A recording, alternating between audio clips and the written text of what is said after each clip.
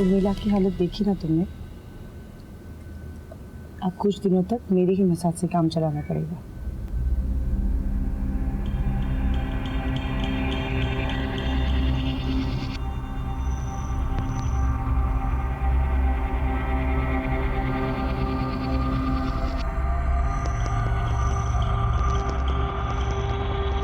और फिर रावण ने अपने सैनिकों को कहा कि जाके बानर को पकड़ो, पकड़ के उसके पूंछ में आग लगा दो और हनुमान जी को पकड़ के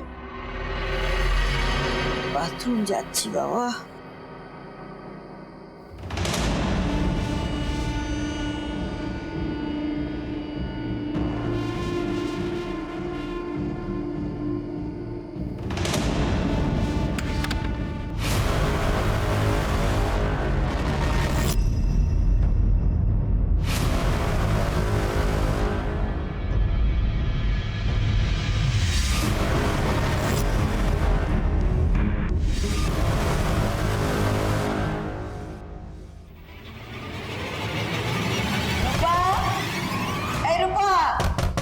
रोबी, अरे दरवाजा खोल। अरे तुम लोग दरवाजा खोलो। अरे तुम्हारी मम्मी को मालूम हो जाएगा तो मेरी जान खा जाएगी। तुम लोग मुझे इतना परेशान क्यों कर रहे हो? रूपा, रूपा, रूपा।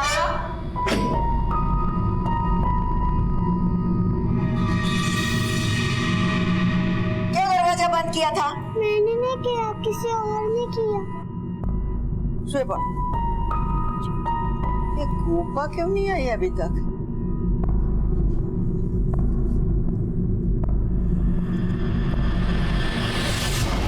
ये दरवाजा क्यों नहीं खोल रहा है? दरवाजा बाहर से किसने बंद किया?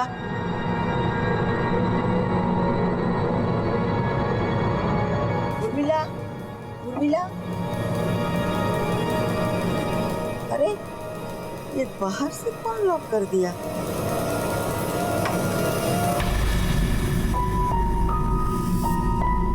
उर्मिला, उर्मिला, बीना का रूम का दरवाजा भी बंद है।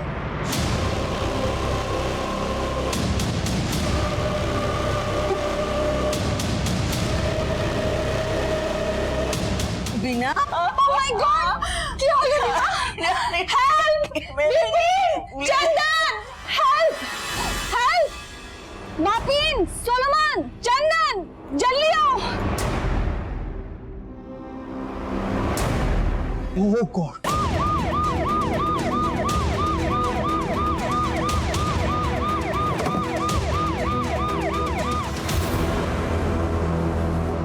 किसने फोन किया? मैंने किया था सर।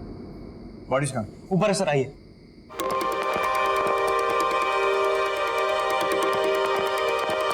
पूरे घर की अच्छे से तलाशी लो, छोटे से छोटा सबूत, कोई भी क्लू, कुछ भी मिस नहीं होना चाहिए। सब।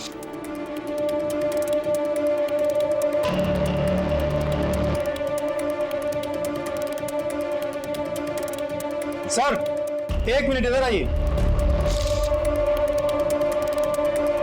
हाँ राजीव, ये देखो सर। फुटप्रिंट्स हो सकता है उसी कातिल का। इस गाड़ी पर चढ़कर ही ऊपर आया। फॉरेंसिक टीम से कहो इस फुटप्रिंट का प्रिंट और नंबर और साइज सब निकलवा। सबसे पहले बॉडीज को आपने देखा ना, क्या हुआ था? मुझे मालूम नहीं सर। रात को बच्चों को सुला के मैं बाथरूम गई थी। फिर मैं बाथरूम गई थी तो मैंने देखा बाथरूम का दरवाजा बंद है। फिर मैंने बहुत आवाज दिया, फिर मेरी नातिन ने मुझे दरवाजा खोल के दिया और फिर मैं सोची ये मेरे साथ शरारत कर रही होगी, पर नहीं। मैंने देखा कि अंदर आने का जो दरवाजा है वो बाहर से बंद है। फिर मैंने सोचा कि मैं एक बार उर्मिला की हाल पूछ लूं। फिर उर्मिला के पास गई तो उसके दरवाजा भी बाहर से बंद थी। फिर मैं बीना के पास गई, बीना का रूम भी बाहर से बंद था और जब मैं दरवाजा खोली तो अब तुम? मैं उर्मिला। मेरा कमरा बीना मैडम के कमरे से लगा हुआ है सर। मैं तो आज ही लौटी हूँ कलकत्ते से ऑपरेशन करवा के। टाँकों में बहुत दर्द होती है। डॉक्टर ने मुझे नींद की गोली दी और बस वही खा के मैं सो रही थी, और उससे पहले क्या हुआ मुझे नहीं पता सर। अच्छा, আপনার হিসাবে তিজোরি में कितना ज्वेलरी और कैश होगा? আমার মনে হয় ক্যাশ 2-3 লাখ টাকা হবে। জুয়েলারি 10-15 ভরি সোনা হবে, কেন কি লাস্ট টাইম দুর্গাপুজোর সময় আমি দেখেছিলাম। तुमरा किछु जानो? बीते कुछ दिनों में किसी के साथ कुछ हुआ हो, किसी पे शक गया हो? सर ये रखाल होगा। तेरी माफी की ऐसी की तैसी। राधा दा गाली मत दीजिए आप। चालू कैच को। रुक रुक रुक रुक रुक। मकान खाली करवाने से क्या होगा? इसका इलाज सोच लिया मैंने। चलो तुम लोग। सर पक्का उसी ने किया होगा सर। रखाल, बुलाओ इस रखाल को पूछताछ के लिए। सर अब बाहर आओ। इसका फुटेज निकालो। सर। हाँ सर, खबर मिली मुझे। अरे सर, हम तो समाज सेवक हैं, हमारा तो काम है पुलिस की मदद करना। आप चिंता मत कीजिए, मैं अभी हाजिर होता हूँ।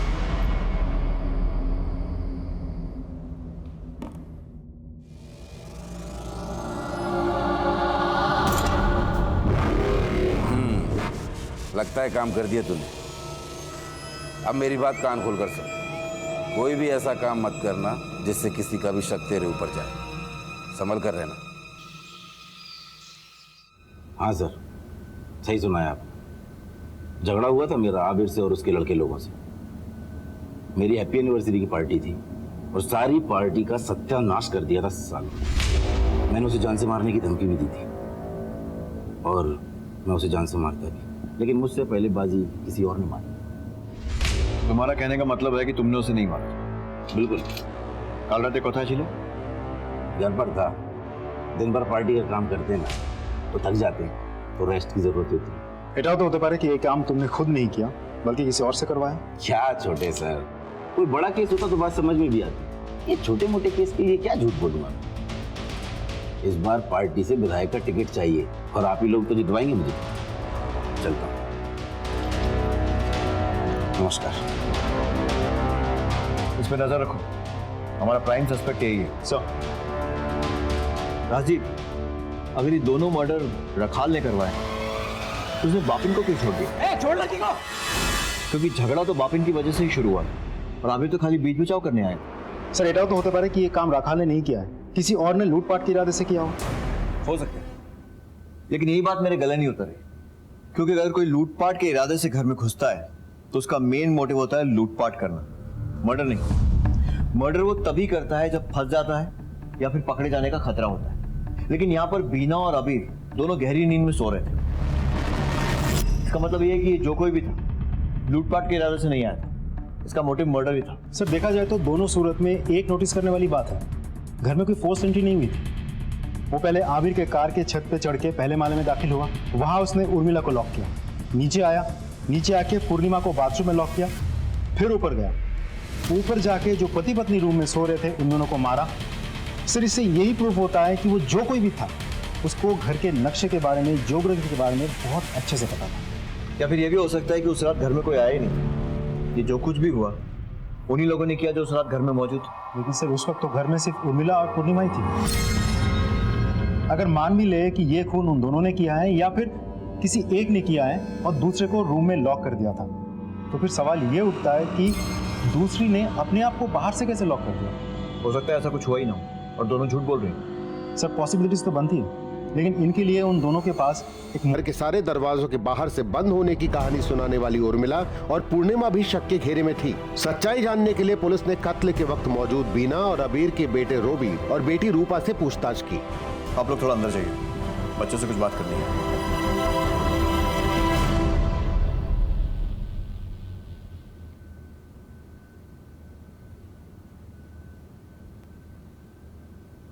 बेटा, क्या आपको पता है कि आपके मम्मा पापा के साथ क्या हुआ? दिम्मा ने बताया था कि मम्मी पापा भगवान के पास ऊपर चले गए, वो कभी भी नहीं आएंगे। मुझे बताओ कि कल रात को क्या हुआ था? दिम्मा को कल रात को किसी और ने बाथरूम में बंद कर दिया था। फिर? मेरी आँख खुली थी और मैंने देखा कि बाथरूम में कड़ी है। बाद में मैंने खोली, दिम्मा बोली तूने क्यों बंद किया दरवाजे की कड़ी? मैंने बोला मैंने नहीं किया। किसी और ने किया। बाद में वो बोले तू आँख बंद करके सो जा, लेकिन मैं देख रही थी वो दिम्मा बाद में वो दरवाजा के खटखट कर रही थी, बाहर से किसी और ने कड़ी मारी थी। दिम्मा ऊपर चली गई, जोर जोर से चिल्लाई पुलिस को बुलाओ, पुलिस को बुलाओ। थैंक यू बेटा। वेलकम।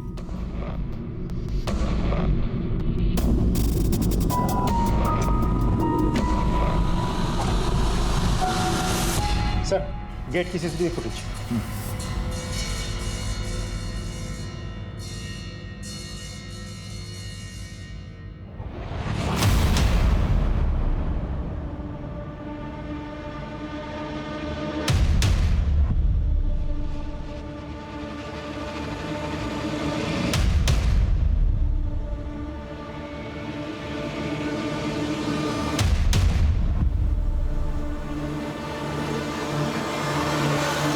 मतलब ये ओवरकोट वाला ही वो मर्डरर है जिसकी हमें तलाश है। कार की छत पे जो फुटप्रिंट मिला था, फॉरेंसिक से कुछ पता चला? बस इतना ही पता चला कि वो किसी 9 नंबर जूते का है, जो कोई भी एवरेज हाइट नॉर्मल बिल्ड का आदमी हो सकता है। गोपाल, चंदन, बापिन और सोलोमन सबको पूछताछ के लिए बुलाओ, लेकिन अलग अलग। सब मर्डर वाली रात को तुम चारों, गोपा, चंदन, बापिन और तू, मर्डर के पहले कहीं चले गए थे और मर्डर के ठीक बाद में वापस लौट आए। ये कोइंसिडेंस था या फिर सोची समझी प्लानिंग? ऐसा कुछ भी नहीं है सर, हम लोग तो पार्टी करने गए थे सर, लेकिन जब हम वहां पहुंचे तो मर्डर हो चुका था। एक रात पहले तुम्हारे मालिक का रखाल से इतना बड़ा झगड़ा हुआ, अगले दिन उसने तुम्हारा सामान बाहर फेंक दिया और उसके बाद भी तुम लोग पार्टी के लिए निकल गए। उसी झगड़े की वजह से गए थे सर। एक तो इतने दिनों से लगातार काम कर रहे थे, ऊपर से ये सब कुछ हो गया सर। सबका मूड बहुत ज़्यादा खराब हो गया था, इसलिए हम सब ने सोचा थोड़ा बाहर जाएंगे, मूड अच्छा हो जाएगा, बस सर। आबिर और बीना के साथ कितने साल से काम कर रहा है तू? सर हम सब लोगों को 2-3 साल हो गए थे, लेकिन गोपा यहाँ नई थी। नहीं मतलब कितनी नहीं? 1 हफ्ता पहले आई थी मैं यहाँ मैडम, और वो पार्टी मेरी तीसरी पार्टी थी। आबिर और बीना को कैसे जानती हो तुम? मैं बेशी কিছু জানি না ওদের ব্যাপারে, मतलब मैं ज़्यादा नहीं जानती हूँ, बस मैंने रिसेंटली ज्वाइन किया था और बापी ने मुझे मिलाया था सर से। पार्टी के दौरान तुम सब एक साथ ही थे या कोई कहीं गया था? सर सब साथ ही थे, लेकिन सर सोलोमन कहीं गया था बस कुछ ही देर के लिए, और वो वापस आ गया था। कतক্ষণের জন্য? सर यही कुछ 20 से 25 मिनट। सच सच बता, कहाँ गया था? वरना सर मैं अपना माँ को फोन करने गया था पीसीओ से। তোর কাছে মোবাইল আছে না? तो फिर उससे क्यों नहीं किया? सर उसमें बैलेंस नहीं था उस दिन। कौन से पीसीओ पर गया था? सर वो बड़ा बाजार है ना, उसके पास में जो पोस्ट ऑफिस है वहीं पर। ठीक है, जा।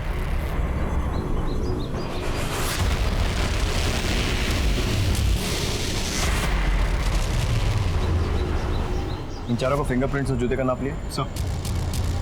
सोलोमन पर नजर रखो और पता करो कि जिस पीसीओ पर जाने की बात कर रहे हैं वहां गया भी था या नहीं।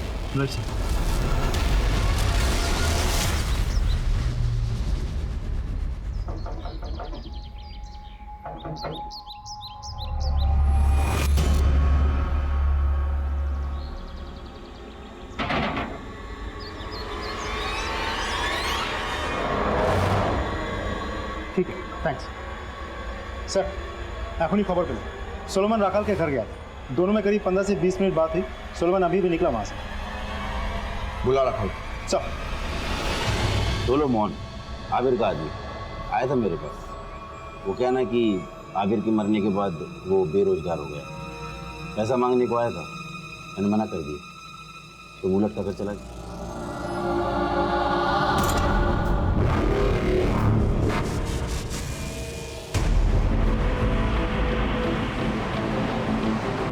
सोलोमन कोথায় रे?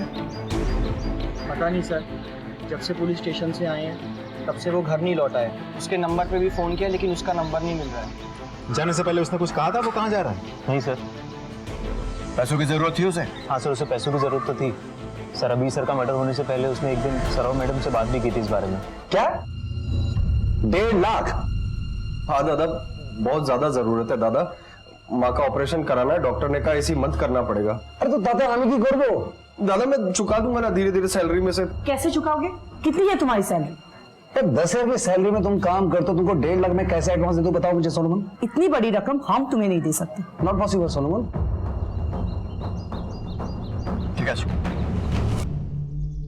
अगर वो घर पर नहीं गया तो कहाँ जा सकता है? सर, हाँ जी। इस केस में जितने भी लोगों के नाम जुड़े हैं उन सभी के मोबाइल के लोकेशन रिपोर्ट्स आ चुके हैं। सर, उस रात पूर्णिमा और उर्मिला घर पर ही थे। सर, पूर्णिमा मोबाइल यूज नहीं करती, लेकिन उर्मिला का मोबाइल का लोकेशन उसी एरिया का है जहां आबिर का घर है। और सर, ये बापिन, सोलोमन, चंदन और गोपा, इनके मोबाइल भी उसी एरिया में एक्टिव थे जहां इन्होंने अपने होने की बात कही, आई मीन उस रेस्टोरेंट में। सोलोमन के बयान के हिसाब से वो पीसीओ पर था, लेकिन उसके मोबाइल का लोकेशन पीसीओ पर ना होकर आबिर के घर के एरिया का है। इसका मतलब उसने हमसे झूठ कहा कि वो अपनी माँ से बात करने पीसीओ पर गया था, जबकि वो आबिर के घर पे था। और सर, हमने जो सबके जूते के नाप लिए थे उसके अनुसार मौका वारदात पर हमें जो फुटप्रिंट मिला था उसके साथ सोलोमन के जूते के साइज मैच होता है। सोलोमन नाम श्योर यहाँ से फरार हो चुका होगा। उसके गांव वाले घर पे जाओ और पूछताछ करो। तुम आबिर के घर पर फिर से जाओ और देखो घर में घुसने का कोई और एंट्री पॉइंट है, और सीसीटीवी फुटेज भी फिर से चेक करो। आई एम श्योर हमसे कुछ ना कुछ तो मिस हो रहा है।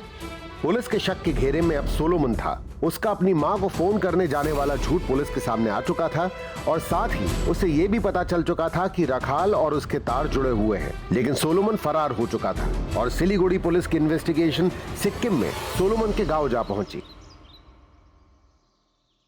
एक्सक्यूज मी, क्या आप सोलोमन के फादर हैं? जी। अच्छा, एक बात बताइए, क्या सच में ही सोलोमन की मां का ऑपरेशन होने वाला था? हाँ साहब, सुलेमान की माँ काफ़ी बीमार रहती है, उसके इलाज के लिए पैसा कमाना वो शहर गया था। क्या बात है साहब, वो ठीक तो है ना? तो क्या हुआ, फिर ऑपरेशन हो गया? नहीं साहब, सुलेमान पैसा को इंतजाम नहीं कर पाया साहब। 1.5 लाख रुपया हम गरीब के लिए बहुत बड़ी रकम होती है सर। आखिरी बार कब आया था वो? 20-25 दिन पहले। सर, सोलोमन के घर पे पूछताछ करके पता चला कि उसे पैसों की सख्त जरूरत थी। इतनी जरूरत कि किसी का खून कर दे? लगता तो ऐसा ही है। ये देखो, पीएम रिपोर्ट और फोरेंसिक रिपोर्ट, वो भी इसी तरफ इशारा करते हैं। क्राइम सीन से बहुत इंटरेस्टिंग एविडेंसेस और फिंगरप्रिंट्स मिले। वो मर्डर वेपन चाकू जो हमें मिला था, उस पर तो कोई फिंगरप्रिंट नहीं है, लेकिन तिजोरी पर जो फिंगरप्रिंट्स हैं, पता है किसके? सोलोमन। एग्जैक्टली। सोलोमन को पैसों की जरूरत थी, और आबिर के मना करने के बाद उसके पास और कोई सोर्स नहीं बचा था जहाँ से वो पैसे अरेंज कर सके। रखाल सोलोमन के पैसों की जरूरत पूरी कर सकता था, और सोलोमन रखाल के लिए आबिर से बदला ले सकता था, क्योंकि वो आबिर के घर की हिस्ट्री और ज्योग्राफी अच्छी तरह से जानता था। और कार के ऊपर जो फुटप्रिंट मिला वो भी सोलोमन था। मतलब सोलोमन ही असली कातिल है जो राखाल के कहने पे दोनों खून किए। एविडेंस तो इसी तरफ पॉइंट कर रहा है, लेकिन वो मर्डर वेपन पर कोई फिंगरप्रिंट को नहीं मिला। इन एनी केस उसे ढूंढना तो ही, उसके against non available arrest warrant निकलवाओ। पुलिस की इन्वेस्टिगेशन के दौरान अबीर की सास पूर्णिमा का अबीर और बीना के मर्डर से ठीक 2 घंटे पहले का संदेहास्पद सीसीटीवी फुटेज मिला, और घात लगा के पुलिस टीम ने पूर्णिमा को रंगे हाथों पकड़ लिया। क्या ये सब? सर, मेरी बेटी और उसके पति के हत्या में मेरा कोई हाथ नहीं है सर। तो उसके मर्डर वाली रात को, मर्डर के कुछ घंटों पहले घर से मंदिर का झूठ बोलकर कहाँ गई थी आप? और इतना ज्वेलरी और कैश कैसे आया आपके पास? वो दोनों मुझे मेरा मकान अपने नाम में कर लिया और मेरे को कहीं का भी नहीं छोड़ा।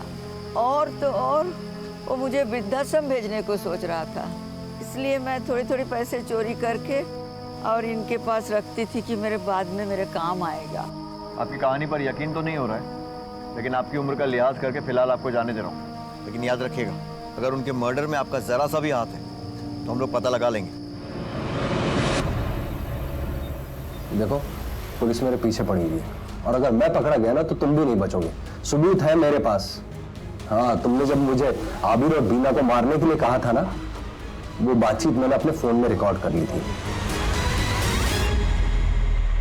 सर, है राजीव, कंट्रोल रूम থেকে এখনই খবর আসছে। कोरोनेशन ब्रिज के पास चिरा बाजार इलाके में सोलोमन का फोन कुछ देर के लिए ऑन हुआ था। उसने किसको फोन किया था ये तो पता नहीं चला, लेकिन उसकी लोकेशन हमने डिटेक्ट कर लिया है। चलो चल।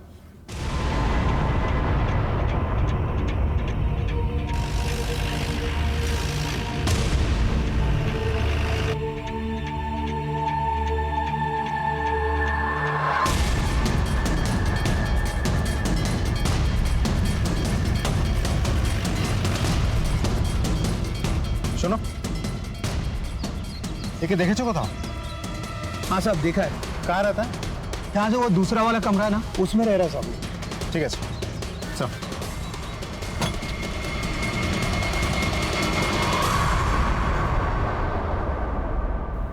सोलोमन ने सब कुछ बता दिया है हमें, और अब तेरे सामने भी अपना जुर्म कबूल करने के अलावा और कोई रास्ता नहीं है। चल, शुरू हो जा।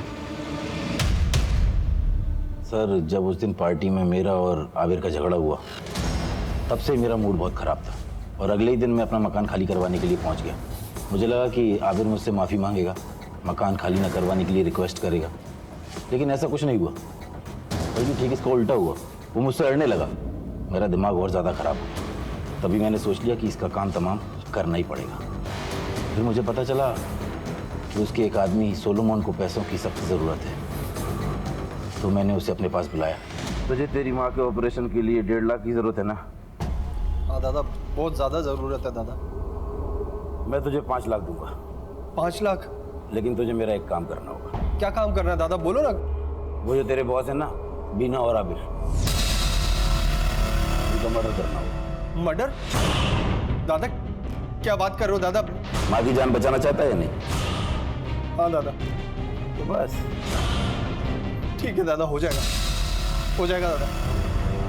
उसने बीना और आबिर को मार डाला और सीधा मेरे पास आया पैसे मांगने के लिए। क्या बोला तू? हाँ क्या बोला? दादा पैसा देने के लिए मना मत करो, ये सही बात नहीं बिल्कुल भी।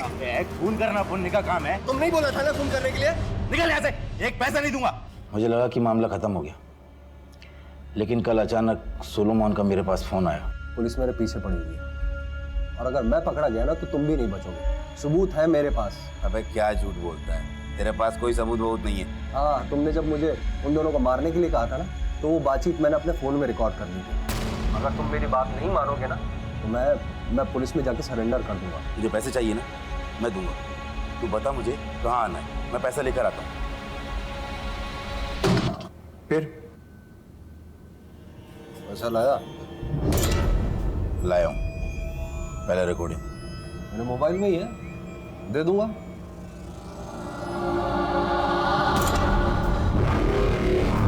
दादा मुझे कुछ नहीं चाहिए, मुझे पैसा वैसा नहीं चाहिए दादा। दादा एक बात और, मैंने आपसे झूठ बोला था, मैंने आबिर और बीना को नहीं मारा दादा।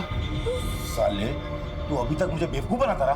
बहुत बड़ी गलती होगी दादा, मैं किसी को कुछ नहीं बताऊंगा। और दादा मेरे फोन में रिकॉर्डिंग भी नहीं है, मुझे जाने दो प्लीज, मुझे जाने दो, जाने दो।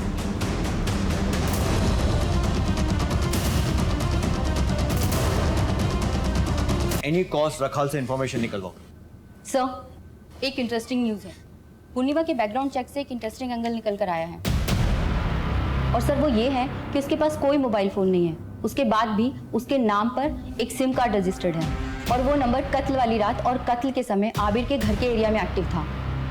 जिस नंबर पर फोन किया गया था किसका था? सर कोई कश्यप नाम है। नंबर ट्रैकिंग पे डालो और पता करो।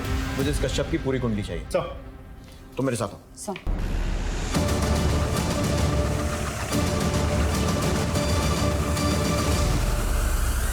सर मैं झूठ क्यों बोलूंगी? हाँ, वो सिम कार्ड मेरे नाम से था, पर मैंने उर्मिला को दिया था। उर्मिला को? लेकिन उसके पास तो दूसरा नंबर था ना? उर्मिला के पास जो फोन था उसका बिल बहुत ज़्यादा आता था, तो इसलिए वो मेरे नाम से दूसरे कंपनी से सिम लेना चाह रही थी। जब वो ऑपरेशन के लिए कलकत्ता जा रही थी तो वो मेरे आईडी से सिम कार्ड लिया। बुलाइए उर्मिला को। उर्मिला यहाँ नहीं है, उसकी तबीयत बहुत बिगड़ गई थी, तो उसका चाचा का लड़का आके उसको सिटी हॉस्पिटल लेके गए। वो कजिन का नंबर है कुछ आपके पास? हाँ, 98213। सर, ये तो वही नंबर है जिस पर कत्ल वाली रात फोन किया गया था, कश्यप का number. Let's go. Rajiv, Kashyap के ट्रैकिंग की क्या रिपोर्ट है? सर उसी का नंबर ट्रैक कर रहा हूँ। वो लोग अभी भी सिटी हॉस्पिटल के टावर में ही हैं। उसे ट्रैक करते रहो और फॉलो करो। He is a prime suspect. मैं सिटी हॉस्पिटल जा रहा हूँ।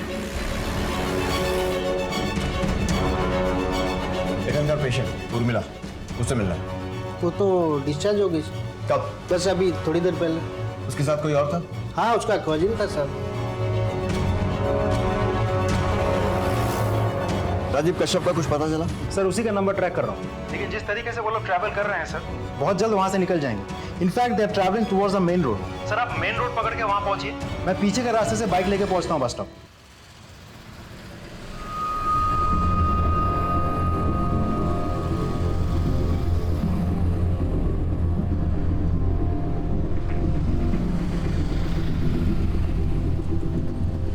कश्यप का नंबर लगा कर दो।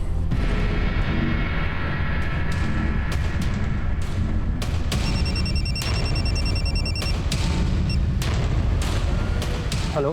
अच्छा, और कितना भागेगा? पुलिस, फंस गए हम लोग। भागो। चलो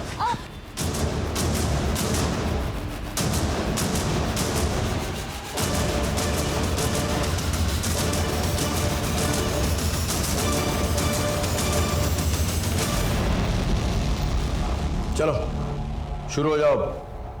तुम्हारे आंसुओं के पीछे तुम्हारे असली चेहरे को देखना है मुझे।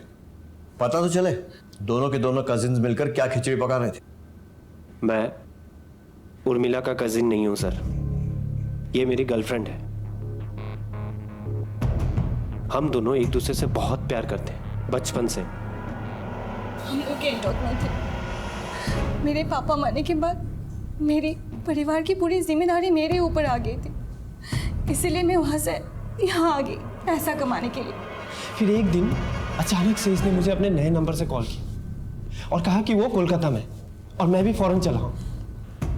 और जब मैं वहां पहुंचा तो क्या? तो मैंने देखा कि ये पेट से थी। अब हमारे इवेंट कंपनी का मालिक और उसकी बेबी बीना, वो लोग इंसान नहीं थे सर, वो लोग परवर्ट थे। उन लोगों ने मेरे मजबूरी का फायदा उठाया, मुझसे गलत काम करवाते थे। कब से चल रहा था ये सब? पिछले 1 साल से। तुमने इसे रोका क्यों नहीं? किसी से कहा क्यों नहीं? पुलिस में रिपोर्ट क्यों नहीं की? कैसे करती सर वो? जब आबिर ने इसका रेप किया तो बीना ने इसका एक एमएमएस बना लिया था, जिसे दिखाकर वो लोग इसे ब्लैकमेल किया करते थे। और मैंने तय किया कि मेरे उर्मिला की जिन्होंने ये हालत की है, मैं उन्हें छोड़ूंगा नहीं, मैं उन्हें मार डालूंगा। मैंने फैसला कर लिया। तू बता, तू भी यही चाहती है ना? साथ देगी ना तू मेरा? बोल। मैं इसे लेकर आबिर के घर पहुंचा और मैंने सबसे कहा कि मैं इसका कजिन हूं और मैं इसे यहाँ छोड़ने आया।